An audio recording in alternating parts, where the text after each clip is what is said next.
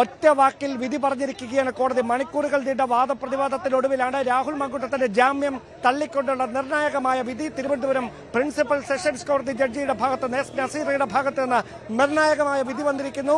കോൺഗ്രസ് കേന്ദ്രങ്ങളിൽ വലിയ തരത്തിൽ അനിശ്ചിതത്വങ്ങൾക്ക് വഴിവെക്കുന്ന രാഹുലിനെ സംരക്ഷിച്ച് നിർത്താൻ ശ്രമം നടത്തിയ നേതാക്കന്മാർക്ക് മുഴുവനുള്ള ഒരു തിരിച്ചടിയായി കൂടി മാറുകയാണ് ഈ വിധി. അതായത് പ്രഥമ ദൃഷ്ടിയ കോടതിക്ക് ബോധ്യപ്പെട്ടിരിക്കുന്നു രാഹുൽ മാങ്കൂട്ടത്തിനെതിരെ ഉയർന്നു വന്ന പരാതികളുടെ ആരോപണങ്ങളിൽ അടിസ്ഥാനമുണ്ട് എന്ന് സമർപ്പിക്കപ്പെട്ട തെളിവുകളുടെ അടിസ്ഥാനത്തിൽ തിരുവനന്തപുരം പ്രിൻസിപ്പൽ സെഷൻസ് കോടതിക്ക് ബോധ്യപ്പെട്ടിരിക്കുന്ന സാഹചര്യത്തിലാണ് മുൻകൂർ ജാമ്യം തള്ളിക്കൊണ്ട് ഒരു MLA എന്ന ഒരു പ്രിവിലേജും നൽകേണ്ടതില്ല എന്നൊരു വിലയിരുത്തലിലേക്ക് തീരുമാനത്തിലേക്ക് പ്രിൻസിപ്പൽ സെഷൻസ് കോടതി എത്തിയിരിക്കുന്നത്. അങ്ങനെയെങ്കിൽ അടുത്ത മണിക്കൂറിൽ രാഹുൽ മാങ്കൂട്ടത്തിനെ അടിയന്തരമായി പിടികൂടുന്നതിന് വേണ്ടിയിട്ടൊരു നീക്കം അന്വേഷണ സംഘത്തിന്റെ ഭാഗത്തുനിന്ന് ഉണ്ടാകുമെന്ന് തന്നെയാണ് സൂചന. ഒരുപക്ഷെ ബാംഗ്ലൂരിനും വയനാടിനും ഇടയിലുള്ള ചില മേഖലകൾ കേന്ദ്രീകരിച്ചുകൊണ്ട് ഇപ്പോഴും പരിശോധന തുടരുകയായിരുന്നു പ്രത്യേക അന്വേഷണ സംഘം.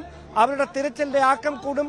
ക്രമസമാധാന ചുമതലയുടെ ADGP നേരിട്ടവർക്ക് കൃത്യമായി നിർദ്ദേശം നൽകുന്നുണ്ട്. അന്വേഷണ വിവരങ്ങൾ ഒരു തരത്തിലും പുറത്തേക്ക് ചോരാതെ രാഹുൽ മാങ്കൂട്ടത്തിനെ അടിയന്തരമായി പിടികൂടാനുള്ള ഒരു നീക്കം അന്വേഷണ സംഘത്തിന്റെ ഭാഗത്തു നിന്നുണ്ടാകും. ഇനി കോൺഗ്രസിന്റെ ഭാഗത്ത് നിന്ന് എന്ത് രാഷ്ട്രീയമായ തീരുമാനം ഉണ്ടാകും എന്നത് മാത്രമാണ് അറിയാനുള്ള. ഒരുപക്ഷെ ഹൈക്കമാൻഡ് കടുത്ത തീരുമാനം KM മുരളീധരൻ ഇന്നലെ പറഞ്ഞ ബ്രഹ്മാസ്ത്രം വൈകാതെ തന്നെ ഹൈക്കമാൻഡ് തൊടുത്തേക്കും എന്ന് തന്നെയാണ് സൂചന.